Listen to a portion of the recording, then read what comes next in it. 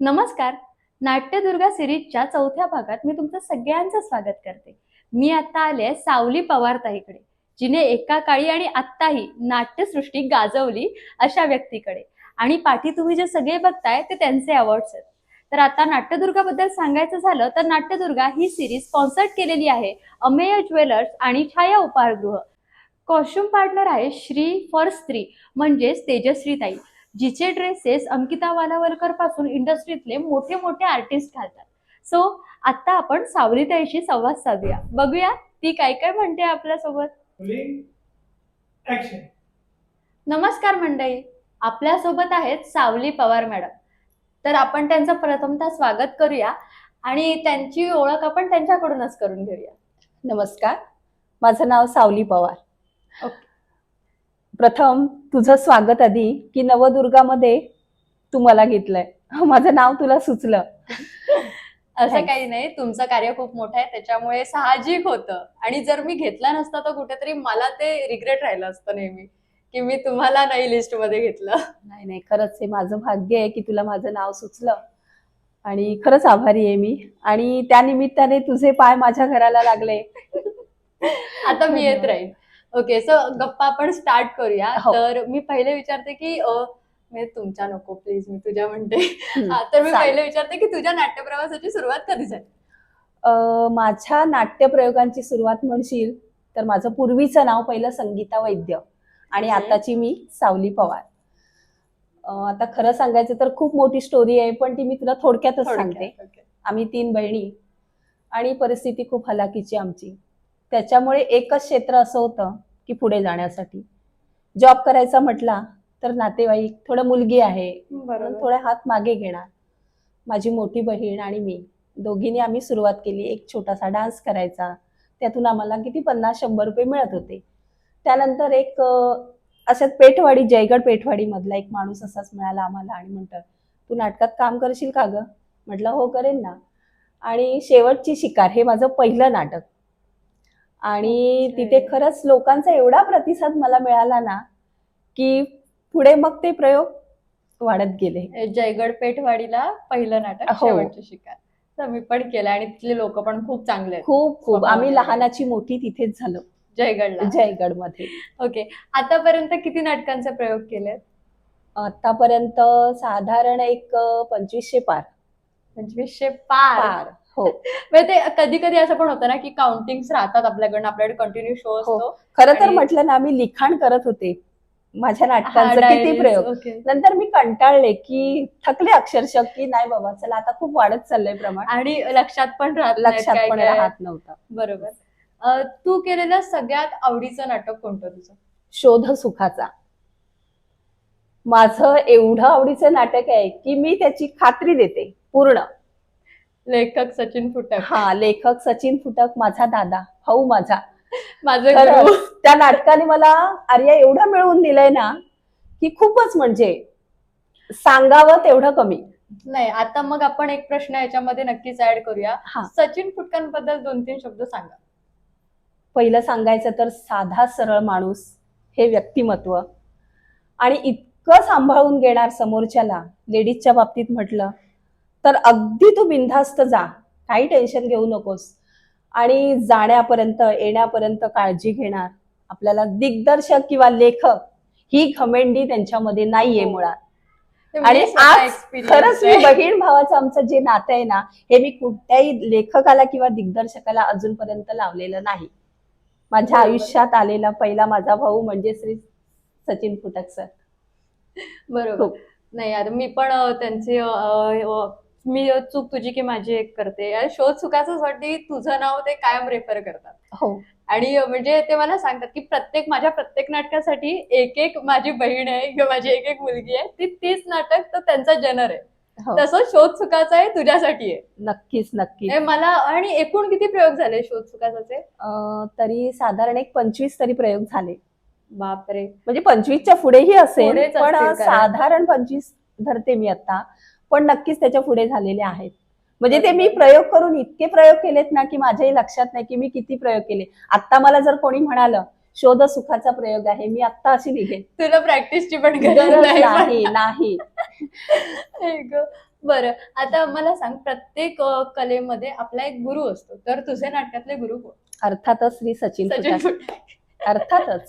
Same pinch. Thank you. म्हणजे बघ ना, एक तुझी यूथ आहे, आपल्या दोघींमध्ये एक नाही हो. म्हटलं तरी 15-1 वर्षांचं अंतर आहे. नक्कीच. हा, तर तुझ्या youth साठी तुझे पण गुरु तेच आहेत आणि माझ्या youth साठी माझे पण गुरु तेच हो. आहेत. म्हणजे माणसाने बॅलन्स्ड किती असावं हे पण आपण बोलू शकतो, की किती बॅलन्स्ड आहेत दोन्ही एज ग्रुप्स मध्ये ते. हो हो. कारण आमचे पण प्रॉब्लेम सगळे असतात, ते सुद्धा ते समजून घेतात. नक्कीच म्हणजे नक्कीच. माझ्या कॉलेजचा प्रॉब्लेम किंवा जर काही असेल प्रॅक्टिसमध्ये येणारे प्रॉब्लेम सगळं ते सॉल्व्ह करत. आणि असं नाहीये की तुमचा आताच्या पिढीचा हा प्रॉब्लेम आहे तर मी कसं सांगू, असंही नाहीये त्यांचं. तेही सॉल्व्ह करतात आणि त्यांच्या एजच्या पलीकडचे जे लोक आहेत त्यांचेही प्रॉब्लेम्स ते इझिली सॉल्व्ह करतात. हो हो, नक्कीच नक्कीच, अगदी. आणि त्या बाबतीत मी सुद्धा सहमत आहे की खूप सांभाळून घेतलंय ग त्यांनी आतापर्यंत. म्हणजे ताईचा काय प्रॉब्लेम असेल, दादा मी आता ह्या वेळेला येऊ शकत नाही, सांभाळून घेणार दादा. म्हणजे खूप अभिमान आहे मला ग त्यांचा. नाही ऍक्च्युली. त्याच्यानंतर मी विचारेन की तुमच्या वेळची, तुझ्या स्टार्ट जेव्हा नाटक झालं त्यावेळीची नाट्यसृष्टी आणि आत्ताची नाट्यसृष्टी त्याच्यामधला बदल काय आहे? कारण तू पूर्ण बघतेस आता ते हो, हो. एक एक वर्ष. आता पहिल्यांदा कसं होतं आर्या, की त्यावेळी वाहनं म्हटली तरी त्या प्रमाणात नव्हती. आम्ही तर अक्षरशः आहे ना, आता तर फेरी बोट झाले जयगडवरून, हो, पण त्यावेळी ना छोटीशी होडी असायची. गुहागरला जायला. नाही, आमच्या जयगड मधून तवसाळ म्हणा, हा राईट, हा, तेच. त्या साईडला बरोबर. जायचं असेल तर, कारण तोच मार्ग एक चांगला होता. बरोबर. आणि त्या तवसाळवरून ना आम्ही अक्षरशः चालत जायचो. कुठे वेळणेश्वर म्हणा, रोहिले म्हणा, साखरी आगर म्हणा, चालत प्रवास करायचो. काहीच. आणि बापरे. त्या सुरूच्या बनातून अक्षरशः समुद्र किनाऱ्यावरून तो आता जरी गेलो तरी तो किती घनदाट एरिया आहे. खूप खूप, म्हणजे असं जाईपर्यंत पण आम्ही दोघी बहिणी एकत्र जायचो, एकत्र यायचो. आणि मंडळाला जर आम्ही म्हटलं सोडायची व्यवस्था करा, पण त्यावेळेचं मानधनच इतकं होतं ना की ते आम्हाला काय देणार आणि प्रवास खर्च बरोबर. काय देणार, ह्यामुळे आम्ही पायी चालत यायचो अक्षरशः. पण आता कशी का, आता वाहनं झालेत, मंडळ काही काळजी घेणारी पण आहेत, न बरोबर. घेणारी पण आहेत, असं आहे. नाही, साहजिक आहे. त्या बाबतीत आम्ही खूप सुखी आहे. म्हणजे हो. तुम्ही जेवढे हाल काढलेत जाण्या येण्याचे किंवा बाकी पण गोष्टींमधले, तसं आमचं नाहीये. आम्हाला खूप इझिली गोष्टी मिळाल्या. मिळाल्या. गाडी आहे किंवा कोणतरी असतं, म्युझिशियन लाईटवाले असतात, तर आम्ही त्यांच्यासोबत जात होतो. पण त्यावेळेला ते काहीच पॉसिबल काहीच नव्हतं. अक्षरशः म्हणजे पायी चालत जायचं, पायी चालत यायचं, हेच होतं. बरोबर. आणि मानधन तर आम्हाला इतकं मिळत होतं त्यावेळी की खरंच म्हणजे तुला ते आश्चर्य वाटेल नाही, ऐकून. आहे माझ्याकडे प्रश्न, आधी हा, नका सांगू. असं. आता मला सांग की तुमच्या म्हणजे आता नाट्यसृष्टीमध्ये किंवा तुझ्या एका प्रवासामध्ये आलेल्या चांगल्या गोष्टी आणि वाईट गोष्टी, अडचणी काय? अडचणी तर खूप आल्या ग, त्यावेळी सुद्धा आल्या, आताही येतात. पण त्यातून म्हणतात ना आपण पार पडतो. बरोबर. पण चांगल्या गोष्टी आहेत खूपशा, वाईटही गोष्टी आता सांगायला तेवढ्या कमी आहेत. पण सांगेन मी एक वेळ मिळेल तेव्हा नक्कीच. टेक युअर टाइम, पण आरामात. आपण परत कधीतरी परत अजून एक कधीतरी भेटू, पॉडकास्ट तेव्हा घेऊ. खूप मोठी कहाणी आहे चांगल्या गोष्टींची पण आणि वाईट गोष्टींची बरोबर. पण. असं. त्याच्यानंतर आताच्या महिला कलाकारांनी ह्या क्षेत्रामध्ये कोणती काळजी घ्यावी असं तुला वाटतं? स्वतःची काळजी जास्त घेतली पाहिजे. अरे असं आहे ना, प्रत्येक मंडळ तुमची काळजी घेईल असं नाही. बरोबर. हा, काही घेणारेही आहेत, न घेणारेही आहेत. बरोबर. पण मला तरी असं वाटतं की आपली काळजी प्रथम आपण घेतली पाहिजे. समोरच्या जवळ आपण कितपत बोलणं, कितपत जवळ जाणं, ह्या सगळ्या गोष्टी आपण आपल्यात टॅलेंट ठेवलं पाहिजे बरोबर. की समोरच्याने त्याचा फायदा नाही घेतला पाहिजे. राईट. असं त्याच्यानंतर मंडळाचा जो, म्हणजे एक सगळेच नाही म्हणणार मी, 100तल्या एका मंडळाचं असं असतं की लेडीजकडे बघायचा दृष्टिकोन खूप चुकीचा असतो. तर तसं कधी एक्सपिरियन्स केलंयस का तू? आहे, एक वेळ असं झालं होतं माझ्या बाबतीत. पण कसं त्यावेळी आहे ना आर्या, थोडं लक्ष द्यायचं म्हटलं तरी आम्ही कसं दुर्लक्ष करायचं जाणून बुजून, की बाबा नाही, आपल्याला आता हे एवढं कोणतरी आपल्या पाठीमागे पाहिजे, हक्काचा माणूस. आणि हे क्षेत्र चांगलं आहे ना, तेवढं वाईट सुद्धा आहे. पण आता मी म्हणेन आता खरंच खूप म्हणजे मुलींना सगळ्या सुविधा मिळाल्यात, त्याच्यामुळे तेवढं टेन्शन घेण्यासारखं नाहीये. राईट. हे सांगेन. नाही, आणि आम्हाला खूप सेफ फील होतं, कारण आधी तसं नव्हतं. म्हणजे मी जेवढं आता लोकांना भेटते किंवा जेवढं मी सगळ्यांसोबत बोलते वगैरे ना, तर मला हे समजतं की आधी जेवढं सेफ नव्हतं तेवढं आता सेफ आहे. आहे. खूप सेफ आहे, म्हणजे मंडपं पण खूप सेफ झालेली आहेत आता. ते लोक आमची खूप काळजी घेतात. हो. आहेत. आणि आता लाईट्स वगैरे वाढल्यात, रस्त्याला जाणं येणं पण लोकांचं वाढलेलं आहे. त्याच्यामुळे एवढ्या काय आम्हाला प्रॉब्लेम्स ते फेस करावे लागत नाहीत. पण अगदीच नाही तसं म्हणणारही नाही मी. हो हो, मी तेच म्हटलं ना, काही मंडळ अशी आहेत आहेत काळजी अजून. घेणारी, हा. पण काही न घेणारी पण हो आहेत. हो हो. पण आता कसं आपण एकदम स्ट्रॉंग राहिलं पाहिजे. हम्म. हो. आता तू मगाशी बोललीस ना मानधन, तर तो इंटरेस्टिंग क्वेश्चन मी दरवेळेला म्हणते की त्यावेळेला तुझं स्टार्टिंग म्हणजे आताचं माहितीये, स्टार्टिंगचं पहिलं मानधन किती होतं? मला पहिलं मानधन मिळालं 101 रुपया. 101 पहिलं रुपया. मानधन. हो, माझं नाटक शेवटची शिकार आणि त्याचं मानधन माझ्या पाकिटामध्ये बघितलं तर 101. पण खरं सांगू तुला, 101 त्यावेळी आमच्यासाठी खूप होते. नाही, साहजिक आहे. हा. बरोबर आहे. त्यानंतर 201, 301, प्रत्येक मंडळ जशी बदलत गेली ना, हम्म. तसं ते मानधन 500 बरोबर, पर्यंत गेलं. बरोबर. 500 म्हणजे आम्हाला त्यावेळी सुद्धा ते अगदीच, बापरे, आम्हाला 500 रुपये मिळाले. नाही, असं. साहजिक आहे. आणि त्याच्यात म्हणजे अजून एक, म्हणजे ह्याच्यामध्ये मी प्रश्न तुला दिले होते, पण मला आता ना प्रश्न पडतायत, तर मी विचारेन की लग्न झाल्यानंतर मग नाटक वगैरे आणि संसार दोन्ही कसं मॅनेज केलंस? माझ्या मिस्टरांना पण आवड होती हो, नाटकांची. मला माहितीये. खूप, म्हणजे अक्षरशः माणूस जीव ओतून त्याच्यामध्ये हो. काम करणारा. आणि घरची पण परवानगी मिळाली. म्हणजे आता बरोबर. माझे सासू सासरे म्हणा किंवा मुलांनी खूप सांभाळून घेतलं मला. मुली सुद्धा माझ्या, मम्मी तू जा, म्हणजे हँडल करायच्या सगळं घरातलं. बरोबर. मिस्टर सुद्धा अगदी जायचं असेल येताना सोबत घेऊन जाणार, घेऊन येणार. ह्या सगळ्या गोष्टी म्हणजे सगळीकडून पाठिंबा मिळाला मला चांगला. बरोबर. नाही, त्याच्यामुळे आणि मी ती गोष्ट अजूनपर्यंत ह्या क्षेत्रात आहे टिकून. हो. मग मी तर आपण जेव्हा एकत्र स्वराज्य रवी केलं होतं हो. तेव्हा, आणि मी कोणी मला असं म्हणलं ना की पवार गाणं म्हणतात, परवाच हा. एक्सपिरियन्स, पवार गाणं म्हणतात, मी लगेच सावलीताई असणार. हो ना. आणि मी एवढी फॅन आहे ना, तर एक पॉसिबिलिटी, एक छोटस एक गाणं, एक होऊन झालं तर प्लीज प्लीज. हो. आता गाणं म्हटलं तर मी एक संगीत एकच प्याला, हे सुद्धा एक आवडीचं नाटक माझ्या. ओके. प्रभु अजी गमला मनी तोषला, प्रभु अजी गमला मनी तोषला, प्रभु अजी गमला मनी तोषला. थोडक्यातच वा. म्हटलंय. संधी आली की नक्की तुला गाणी ऐकावेन. नाही, मी तर अनेकदा, मी प्रॅक्टिस आम्ही एकाच नाटकात होतो आणि प्रॅक्टिस चालू असायची, आणि मी काय करायचे, स्क्रिप्ट घ्यायचे, एका कोपऱ्यात जाऊन बसायचे, आणि आमचे जे सीन होते, एकदा हिस्सा होता, एकदा माझा होता, ही राजाई होती, मी प्रीताई होते. तर ना मी एका साईडने तिकडून यायचे आणि गाणी ऐकायचे फक्त. आणि मला एवढं ते शांत वाटायचं ना कानाला, आणि जागरण असायची 4-4 5-5 दिवसाची. आणि ना एक असतं मग ते मधुर ऐकायला येतं कानाला, हा. आणि आपण आपोआप शांत होतो आणि झोपतो. हा. माझं तसं व्हायचं, आणि मी प्रॅक्टिसला झोपलेली असायची पाठी. आणि मी तुला उठवायचे जाऊन, अरे या उठ, एंट्री आली आणि तुझी. एक तो प्रवास वगैरे दमायचे ना, पण असं डोळं मिटायला कुठे चान्स नाही मिळायचा. आणि ते एक असतं, अंगाई ऐकतो आपण आईची, आणि ते कानावरती पडतं, शांत वाटतं. तसं मला ताईचा आवाज ऐकल्यानंतर वाटतं. आणि Thank you. अनेक जण सांगतात गाण्याबद्दल तुझ्या, म्हणजे असं कोणी नाव बोललं ना, ती गाणी. नाही, ती खरंच ईश्वराची देणगी आहे. आणि एवढा काय माझा आवाज मोठा नाहीये आर्या, पण खरंच लोकांना आवडतोय, हो, ह्यातच नाही, समाधानी आणि आहे मी. दुसरं म्हणजे तुला थँक्यू का, की म्हणजे आत्ताच्या ज्या आर्टिस्ट आम्ही जरी आहे, तर मी जास्त गाणी वगैरे म्हणत नाही. मी आता कुठे हळूहळू प्रॅक्टिस करते. पण युजली आम्ही सांगताना असंच सांगायचो, मी आधी सांगते, नाही रेकॉर्डिंग घ्या. आता हळूहळू कुठे मी हिंमत करते, कारण माझा आवाज चांगला नाही. पण ज्यांचे आवाज जरी चांगले आहेत ना, तरी ते लोक म्हणायला बघत नाहीत. मग तुझं मी म्हणेन की बाबा, तू ते गाण्यांचं एक शेड्यूल तसं ठेवलंयस चालू, की नाही मी म्हणणार आहे. हो. आणि मी एक पण बघितलं, म्हणजे ताई स्वतःहून सांगते की एक गाणं इथे ओके, पण अजून एक असलं तरी चालेल, आणि ते तू घेतेस. हो. मग ती एक गरज बघून नाटकाची, किंवा कधी कधी असं होतं की मी असं पण ऐकलंय, ताई अशा ठिकाणी पण गाणी घेते जिकडे दुसऱ्या लेडीज कलाकाराला चेंजिंग साठी टाइम हवा असेल, हो.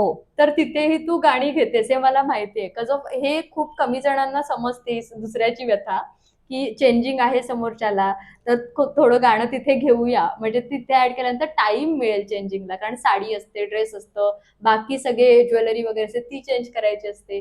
तर हे खूप लेडीज आर्टिस्ट ना तू सांभाळून घेतलेलं आहेस, हे मला चांगलं माहिती आणि हे माझा पण एक्सपिरियन्स आहे. आहे ना हो. मग. म्हणजे मी उगाच तर बोलणार नाही, का जो माझा स्वतःचा एक्सपिरियन्स नाही हा ग, आहे. हीच तर कला आहे ना आपली, एकमेकांना सांभाळून घेणं. साहजिक आहे. आता त्याच्यानंतर आपण पुढे जाऊया, की आताची आवडणारी माझ्या एज मधली तुझी महिला कलाकार कोण आहे? अर्थात आर्या शेटे. खूप अभिमान आहे मला, खरं सांगते. म्हणजे अगदी सांगायचं म्हणून नाही सांगत हे, पण खरंच आत्ताचा तुझा प्रवास बघून ना मला तरी असं वाटतं की प्रत्येकीने आर्या शेट्टी व्हावं. थँक्यू. खरं सांगते, मनापासून सांगते अगदी. म्हणजे मला अभिमान आहे ग तुझा. तुझं म्हणजे तू एकावरच अवलंबून नाहीयेस, तुझ्यात आणखी काहीतरी करण्याची कला आहे. बरोबर. हा? नाही प्रत्येक बघ, कदाचित प्रत्येक समोरच्याला तुझं बोलणं कडू वाटत असेल, पण रोग बाईट ठोक आहेस तू. सरळ हे मुळात आहे ग. चांगलं आहे. आपण हे बघ, एखादी गोष्ट त्रासदायक असेल ती आपल्यामध्ये ठेवतो आणि त्याच्यामध्ये आपणच कुडत राहतो. हो. काय गरज मग, त्याच्यापेक्षा बोलून टाका, ओळखून टाका, जे हा. आहे ते. वाईट वाटलं तर समोरच्याला सॉरी बोलू शकतो, पण बाबा त्यावेळेला मला हे वाटलं आणि मी बोलले, हो. हे असणं खूप गरजेचं आहे. आणि आत्ताचं म्हणजे त्या गोष्टी, त्या स्वभावामुळे अनेकशे लोक बघते ना, जळफळाट ह्या गोष्टींमध्ये खूप खूप वळलेले आहेत. खूप चाललंय आता, तर खूप कशाला? वाढलंय प्रमाण हे. मग काय, आणि काय गरज आहे ना, म्हणजे एकाच आपण, म्हणजे असं म्हटलं तर वेगवेगळ्या एज मधले आहोत आपण, पण तसं म्हटलंस तर एकाच रंगभूमीच्या मुली आहोत. हा, तेच तर ना. आणि एकमेकांना सांभाळून घेतलं पाहिजे आपण लेडीज म्हटल्यानंतर. तेच तर आणि घेत नाही. तुम्हाला जे काय बोलायचंय ना, तुम्ही समोर बोला ना, पाठीमागे कशाला. नाही होत हा? तसं, म्हणजे एक ते गॉसिपिंगची जी सवय असते ना. मी तर सांगेन, आर्या शेट्टी बोलते, जे काही बोलते ते समोर बोलते, पाठीमागे नाही. नाही, खरोखर हा? मला अरे तुम्ही समोर बोलणं, पाठीमागून कशाला. समोर बोलणं जे आहे तेच खरं. मी तर बोलीन एवढं जर म्हणजे आपण जर एवढे सगळी मेहनत करतोय ना, हा. तर उगाच दुसऱ्याच्या ह्याचं तर खात नाही आपण, दुसऱ्याचा बरोबर. घास ओढून खात नाहीये. तर मग बोलायला लाजलं पण नाही पाहिजे किंवा घाबरलंही नाही पाहिजे, ही तर गोष्ट आहे. म्हणजे मला स्वतःला आणि तुझ्याबद्दल पण असं वाटतं ना, की तू मला कधी असं नाही जाणवू दिलंस की मी ज्युनियर आर्टिस्ट आहे. म्हणजे तुझ्यात आणि माझ्यात जवळजवळ 15-1 वर्षांचा गॅप आहे, म्हणजे करिअर मधला गॅप आहे, मग. एज गॅप तर जास्तच आहे. पण कधी पण मला असं वाटलं नाही की मी सिनियर आर्टिस्ट सोबत खूपच असं सिनियर आहे, कधीच नाही. म्हणजे मी कायम तुझ्या मांडीवर येऊन झोपले हो. किंवा असं कायम तेवढं आपलं जवळीक राहिलीये. पण हेच मी बाकीच्यांसोबत कुठेतरी असं हे होतं की नाही नाही नाही नाही, नको नको, मॅडम आहेत मॅडम आहेत. पण तुझ्यासोबत मी नेहमी फॅमिलियरच झालेली आहे. आणि एक मला स्वतःला एक छान गोष्ट अशी वाटते ना तुझ्याबद्दल, की तू सगळ्यांना सामावून घेतेस ग. म्हणजे पूर्ण नाटकात सगळी लोक जरी असतील तरी तुझं, थँक्यू आर्या. म्हणजे असं नाही की मी स्त्री पात्र आहे, आम्ही दोघी रत्नागिरीतून जातो, पण त्या गावातल्या लोकांना पण काही सांभाळून घेते. आणि खरंच. हे खूप कमी जणांना जमतं. खूप थँक्यू. हे ऑन सगळं स्टेज तुला समजतंय. आणि नाही, अरे साहजिक आहे, मी मेहनत बघते ना तुझी, ऑन स्टेज तू एवढं सगळं सांभाळतेस, म्हणजे शॉक आहे. आणि कधी कधी असं होतं, लाईट पण मी तिला बघितलंय, लाईट वाला कोण असेल ना आणि तिला स्पॉट चुकलाय त्याचा देताना, मग ती स्वतः ऍडजस्ट होते, झाली, आणि तरी पण तू चुकवतोय, तर ती अशी, असं ती ऍडजस्ट करते, लाईट वाल्याला पण ती स्टेजवरून हँडल करते. म्हणजे कसं शक्य आहे एकाच वेळेला एवढं सगळं. म्हणजे ती ती डान्स पण खूप छान करते, ती गायन पण खूप छान करते, ती ऍक्टिंग तर अति उत्तम करते, आणि मग नंतर लाईटची बाजू सांभाळणे, सगळ्या कलाकारांना सांभाळणे, सर्व ती एकटी करते. आणि आर्या, खरंच खूप खूप धन्यवाद तुला. कारण आजकाल खरं आहे ना, चांगलं बोलणारे कमी असतात, पण आज तू जे सगळं बोलतेस खूप बरं वाटलं. चांगले बोलणारे नसतातच म्हणायला हा. लागेल आजकाल. ते तर आहेच म्हणा. नाही, कदाचित आपले गुरु एकच आहेत म्हणून असं. त्याच्यामुळे सुद्धा कदाचित असू कारण शकेल. त्यांनी कधी हे असं केलेलं हा, नाहीये. खरंच. शिकवणीचा खूप इफेक्ट पडतो, कारण कदाचित जर मी त्यांच्या हाताखाली नसते तर आज माझे पाय जमिनीवर नसते. नाही नाही. आणि खरंच मी खरं सांगते ना, शोध सुखाचा हा प्रयोग आहे ना, म्हणजे माझ्या रक्तात भिनला म्हटलं ना तरी हरकत नाही. तसंच होतं. पूर्ण पूर्ण अक्षरशः. आणि एका मोमेंटला आपण स्वतःला ओळखत नाही आरशासमोर. हा. माझं पण चूक तुझी की मी, माझी झालं ना, मी नेहा आहे की आर्या आहे, मी नेहा आहे की आर्या आहे, असं व्हायचं.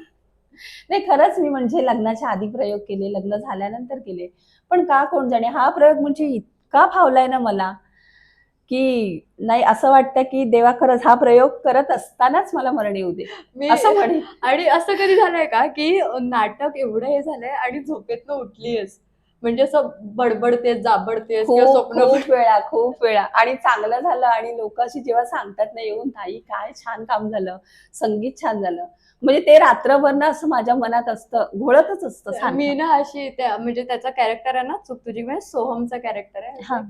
मी रात्री झोपेत सोहम सोहम असं मम्मी है तू काय बोलतेस कोण सोहम. मी म्हटलं अगं सोहम कोण. माझ्या पण 2 मिनिटं लक्षात उठवलं ना, 2 मिनिटं माझ्या लक्षात नाही आलं. अगं म्हटलं तो नेहाचा सोहम. अगं तू कशाला बोलतेस. अगं मी नेहा आहे. माती. म्हटलं हा म्हटलं ते चूक तुझी की माझीतली आहे. मग एवढं भिंत ना ते प्रत्येक म्हणजे त्यांची स्क्रिप्ट पण आणि दुसरं कुठचंही नाटक त्यांच्याकडे असेल आणि ते डिरेक्शनला असतील तर शिकायचंच आहे माणसाला. हो खरंच. म्हणजे अगदी तिकडे आतमध्ये गेल्यानंतर पासून अगदी शेवटपर्यंत माणूस एक वेगळा माणूस होऊन बाहेर पडतो त्यांच्याकडून. नक्कीच.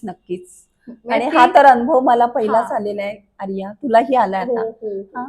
म्हणजे मी बोलेन की आताचे म्हणजे आता तुम्ही तर तुम्हाला सगळ्यांना ते माहिती आहेत पण आताचे जे नवीन लोक आहेत ना त्यांना मी स्वतः सांगेन की तुम्ही एक दिवस त्या माणसाबरोबर पूर्ण राहा हो आणि एका दिवसानंतर तुमच्यातलं परिवर्तन बघा. नक्कीच बदल होईल तुमच्यामध्ये.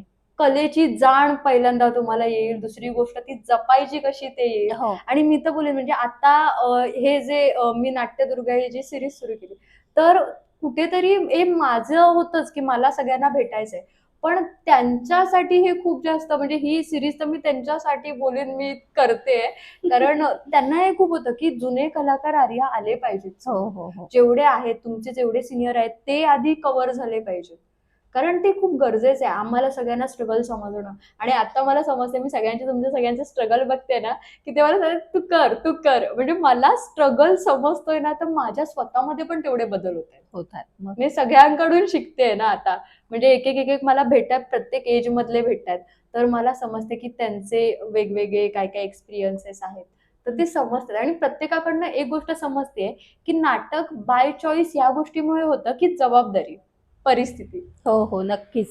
युजली तुला तो प्रश्न तुला असं कधी वाटलंय का की काही काही ठिकाणी लेडीज पात्राला बाई म्हटलं जातं. हो ते कधी चिड आली आहे का. चीड म्हणजे आता पहिल्यांदा म्हणशील ना आर्या तर आमच्या वेळी बाईच म्हणायचे. मला एकदा असं झालं ग आणि बाई आले हा बाई मॅडम आल्या. हा शब्द नाही नव्हता नाही नाही त्यावेळेला. नाही. आणि मी ना ऐकतच बसले म्हटलं कोण बाई म्हटलं मी आहे आर्या. अरे तू मी आर्या आहे. नाही नाही बाई बाई म्हणतात आमच्याकडे. म्हटलं असं नका बोलू पण ठीक आहे मी मॅडम बोलतो. मी त्यांना खूप हे केलं त्या हा. मधल्या पिरियडमध्ये बाई नका म्हणू कसं वाटतं ते विचित्र वाटतं. त्याच्यानंतर म्हणतात ते ठीक आहे आम्ही मॅडम बोलतो. त्या मॅडम मग ओ जाऊने पण मला विचित्र वाटायला लागलं कारण ते बाई ऐकलं होतं ना आधी. मग नंतर मी आईला बोलले म्हटलं आई तुझ्या वेळेला पण असंच बोलायचं.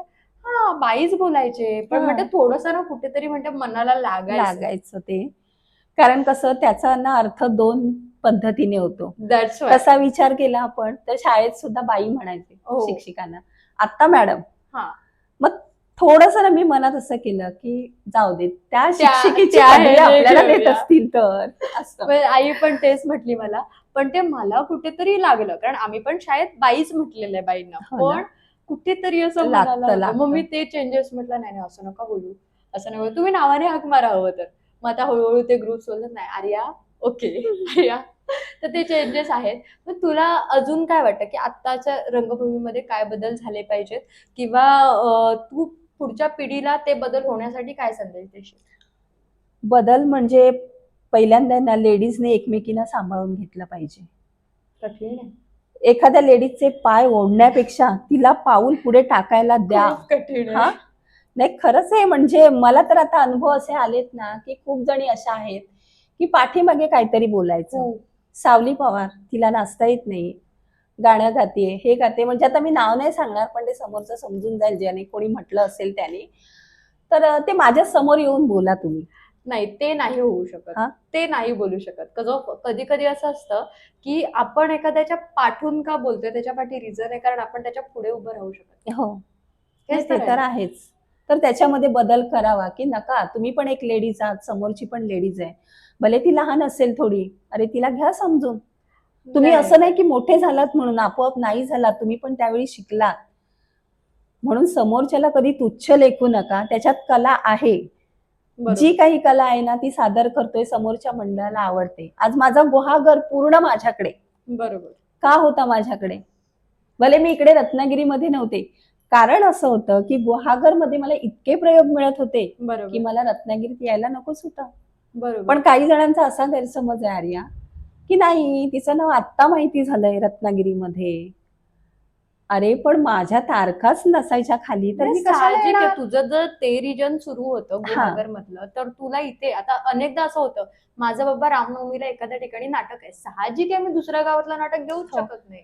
आता तू कधी सचिन दादांना विचार की सावली पवारने किती नाटकं तुमची केली मला आणि कुठे कुठे केली. खरंच एक वेळ भेट झाली ना, नक्की तो प्रश्न हा विचार त्यांना. नाही, मला अनेकदा काका सांगतात की तुला जर काही शिकायचंय तर तू हा. सरळ जाऊन शिक. काय काय तुला गरजेच्या गोष्टी आहेत, तर सरळ तू सावलीताईकडे जा आणि तू शिक. हे सरळ सांगतात. कारण आणि अनेकदा त्यांनी एक्सपिरियन्सेस पण खूप सांगितलं मला पूर्ण. तर ते माहिती आहेत. आणि दुसरं म्हणजे तू गुहागरचं म्हणशील ना, तर मी आता माझी बहीण तिथे जॉबला असते. हम्म. तर मी अनेकदा तिथल्या मंडळ वगैरे ते जातो ना, मला शूटिंग वगैरे करायची सवय आहे. तर मी ते बघत असते काय ना काय कुठे मिळते शूट करायला. तर मग बरोबर. विचारत तुम्ही काय करता वगैरे, मग नाटकात काम करते. तर मग मी ते म्हटलं तुमच्या इथे होतं का वगैरे अशा टाईपचे प्रश्न हा. ऐकून मग तुझं नाव निघतंच. हो ना. म्हणजे कोतुळूक गाव आहे किंवा पूर्ण म्हणशील ना, अजगोली म्हणा, हा, भोपाळे म्हणा, आबलोली वेळेश्वर. वगैरे. परत अजून गाव तुला सांगते मी, वेणेश्वरच्या पुढे लागतं ते.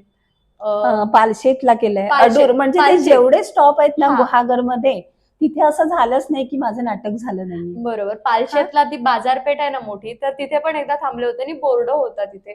तर म्हटलं कोण आहे लेडीज, कारण फक्त नाटकाचं नाव होतं. तर मग ते म्हटले की नाही कोणतरी तिथलीच होती, नाही मुंबईची होती कोणतरी, एक तिथली होती. मग म्हणतात ह्या वर्षीच आहेत. आधी म्हणतात आमच्याकडे सावली पवार असायचे, आता आम्ही नाटक केलं नव्हतं वगैरे असं त्या ते म्हणत होते. म्हणजे एवढी वर्ष गॅप असेल किंवा काही असेल तरी ते नाव सावली पवार तिथे तसंच आहे. तेच तर ना. मग हेच तर पाहिजे ना. पण काही जणांचा असा गैरसमज आहे ना, की नाही ती इथे कुठे रत्नागिरीत दिसली नाही. प्रत्येकाचं अरे पण रिजन त्याचं आहे. कारण जाणून घ्या. प्रत्येकाचं आहे रिजन आहे. आमच्यात जे काही आहे त्याचा आम्हाला अभिमान आहे. समोरचा काही म्हणू दे, काही फरक पडत नाही. नाही, सरळ आहे. आज आणि तुझ्या बरोबर एक नाटक केल्यानंतर तुला कळलंय की सावली पवार काय हो. आहे आणि कशी आहे. मी बस. मी ही गोष्टच कधी मानू शकत नाही की म्हणजे अशी नाटकं नाही आहेत किंवा काय. कसं आहे माहितीये, टायटनचं वॉच प्रत्येक लोकल घरात नाही हा. नाही मिळू शकत. ते एखाद्या अशाच माणसाकडे मिळणार ज्याला त्याची किंमत. नक्कीच. तेच तर ना. सरळ आहे ना. हे समजायला लागतं. रोलेक्स त्याच्याकडेच असतं जो वेल नोन आहे. हम्म. प्रत्येकाकडे नाही असू शकत. नाही असू शकत. हा तेच ना. फरक आहे ना. आणि जर असं कधी असेल म्हणजे मी स्वतः म्हणते की बाबा हा स्टेज आता 2 नाटकं एकाच दिवशी आली तर कसं घेईल ना व्यक्ती. हो. एकच माणूस 2 ठिकाणी नाही असू शकत. आणि त्यावेळेला जर मी असं म्हणेन नशीब आहे तेव्हा तू गुहागरला होतीस, नाहीतर इकडे मार्केट काहीतरी वेगळं असतात. मग अगं आता 30 तारखेला प्रयोग आहे माझा, स्वातंत्र्याची सिंहगर्जना पावस नक्की मध्ये. बघायला जा. नक्की बघायला या असं मी सांगेन आणि तुलाही सांगते. हो, नाही मी येणार आहे. हो ना. आणि त्यानंतर तुला काय सांगत होते मी, त्या प्रयोगाला आवर्जून यायचंच हो आहेस तू. हो, नाही मी येणार आहे. मी परवाच सगळा प्लॅन करून ठेवला, कारण सावंत सर पण आहेत, हो ना. दशरथ रांगणकर आहेत, परत पानगले काका आहेत, सगळी माझीच लोक आहेत. हा. त्याच्यामुळे मला येणं भाग आहे. आणि तो बॅनर मला आल्यानंतर मी रिंगण्यामध्ये पाठवला. हम्म. आणि त्याच्यानंतर माझा एक भाऊ आणखी एक मानलेला आहे, राजेश तुळसणकर, अजगोलीमध्ये. आता त्या स्टेजला माझं 25वं नाटक सादर होणार आहे. ओके. हा. आणि तिथे गेल्या वर्षी मी दादाला पण आमंत्रित केलेलं, सचिन दादाला. आणि त्याने एवढंच मला रिप्लाय दिला, ताई आपल्यासाठी चांगलं पुस्तक पाहिजे. रिंगण्यातून सुद्धा मेसेज आला मला, ताई आपल्यासाठी सुद्धा पुस्तक चांगलं पाहिजे. वा. का लोकांनी पाठवला? नाही, साहजिक आहे. काहीतरी त्यांना वाटत असेल ना. असं नाही सावली पवार फक्त गाणं म्हणते म्हणून लोक घेतात. नाही, आता ऍक्टिंग मध्ये पण तुझे काय काय सीन्स होते ना, हा. ते म्हणजे मी समोर नव्हते का जो मला पाठी चेंजेस वगैरे होते, तर मी लिटरली ऐकून समजतात. म्हणजे कधी कधी बघ आपण फक्त काय काय जण आपल्याला सांगतात, सचिन काका म्हणून बोलतात डोळे बंद कर आणि तू काय बोलतेस ते ऐकायचा प्रयत्न कर किंवा आजूबाजूला काय चाललंय ते बघ. त्यावेळेला बघण्यापेक्षा श्रवण जे असतं ते आपल्याला खूप चढ उतार सांगतं. आणि मी पाठी जेव्हा ऐकत होते ना, तेव्हा मी समोर माझ्या समोर सीन उभा होता का की तू काय करत असशील स्टेजवरती, किती काय काय ऍक्टिंगचे किती कस लावला असशील तू, हे मला पाठी समजतंय. तर साहजिक आहे प्रेक्षकांना किती समजत असेल. आणि आवाजावरून जर मी एवढं काय बोलतात ते तोलू शकते, तर सरळ आहे ना, समोरचे तर किती किंमत करू नाही शकतात. ग, एवढा काय माझा आवाज म्हणजे असा मोठा नाही नाही नाही, आहे. म्हणजे असं नाही म्हणत, गाण्याचं नाही म्हणत, तुझे ते काय काय सीन्स होते बघ, जे थोडे अग्रेसिव्ह हो होते. हो. आणि मी विचार करते की हा जर मला पाठी इतका इफेक्टिव्ह आणि इतका चांगला माझ्या समोर सीन उभा राहिला, एक खूप कठीण आहे की आपल्या आवाजातून, मी तुला बघत नाहीये, मला फक्त तुझा आवाज येतो आणि माझ्या समोर एक चित्र उभं आहे. हा. हे खूप कठीण आहे एखाद्या आर्टिस्टला जमणं. आणि ते तुला जमलं, म्हणजे मी माझं असं नाही म्हणत की मी ते बघू शकले, ते तुला जमलं. आणि मी म्हणेन की पाठी जेवढे सगळे बसलेले होते असतील ना, त्यांना सुद्धा हे जमत असेल. युजली बघ मेकअप वाले बोलतात की आम्ही बघितलं नाटक, हा. त्यांचं नाटक बघणं म्हणजे काय, ते ऐकत असतात. हो. हा, तर ते मी त्यावेळेला अनुभवलं की नाटक बघणे पाठवून ते पाठवून. काय आहे. म्हणजे बघ ना, म्हणजे मी तेवढं, तू मला तेवढं कव्हर करून ठेवलेलंस. आणि आल्यानंतर ते पावती देत होते आपल्याला लगेच. वा मॅडम, खरोखर खरोखर. बस हाच शब्द आपल्यासाठी महत्वाचा होता ना. आणि तुला माहितीये त्यावेळेला, म्हणजे तुला ते स्टेजवर न दिसलं की नाही माहितीये, एक आजी आलेल्या पाठी, तर त्या तुझी साडी बघ, साडी हो, त्यांनी हो, दिली हो. होती, त्या लिटरली तुला शोधत तू आतमध्ये आलीस आणि तिथेच थांबलेलीस वाटतं, त्या पाठून आल्या होत्या, त्यांच्या डोळ्यात खरोखर पाणी होतं. हो ना. आणि त्या शोधत आलेल्या तुला, मी बघितलं त्यांच्याकडे. आणि मी नेमकी आतमध्ये स्टेजवरती जात होते आणि त्या आल्या, असं कुठे नाही म्हटलं, येतील येतील, आणि त्यानंतर मग त्या कुठे गेल्या मला माहिती, तुला भेटल्या की नाहीत मला नाही माहिती, पण त्या रडत रडत आलेल्या. ते हा. छान केलं, छान केलं. मी शॉक मध्ये म्हटलं काय आल्यात पाठी, रडत वगैरे नाही आल्या. ताई आल्यात ना, हा ते छान केलं, ते सांगायला आले. हम्म. मग ही पोच पावती आहे ना ग. मग तेच तर ना. आणि मग त्याच्यानंतर मला नाही वाटत की तुला दुसऱ्या कोणाच्या पोचपावतीची नाही नाही, गरज आहे. गरज नाही. समोरून आपल्याला जेव्हा पोचपावती मिळते ना, सरळ. तेव्हा एका लेडीजनी दुसऱ्या लेडीजला देण्याची गरज नाहीये. आणि अपेक्षा कोणाकडून करावी? खरंच जी व्यक्ती देणारी असेल तिच्याकडून, जी देणारी नाहीये तिच्याकडून. म्हणून आपण शांत राहायचंय. बघ, देताय ना, देनेवाला छप्पर फाड के देताय. घ्यायचं माहिती हवं हा, फक्त. असं. ठीक आहे, आता तर मी म्हणेन की आपले बोलल्या बोलण्यात प्रश्न संपले. हो. म्हणजे मला आपल्या गप्पा इतक्या छान झाल्या ना की मला समजलंच नाही की कधी प्रश्न संपले, प्रश्न केव्हाच संपले. संपले. आणि पुढे आपण सगळ्या गप्पा गप्पा मारल्या. आणि खरंच थँक्यू, या नवदुर्गामध्ये तू माझं नाव म्हणजे घेतलं. नाही, मी मला तुला खूप बरं बोलले ना वाटलं. की मला स्वतःला तुझी ऍक्टिंग एवढी आवडते की साहजिक होतं, जर मी ते तुझं नाव तिथे नसेल ना, तर मी कदाचित ह्या सिरीजला न्याय देऊ शकले नसते. नाही, ते थँक्यू. पॉसिबलच नव्हतं खरंच तुझ्याशिवाय. खरंच खूप आभारी आहे तुझी. नाही, आम्ही तुझ्यासाठी काहीतरी आणलंय.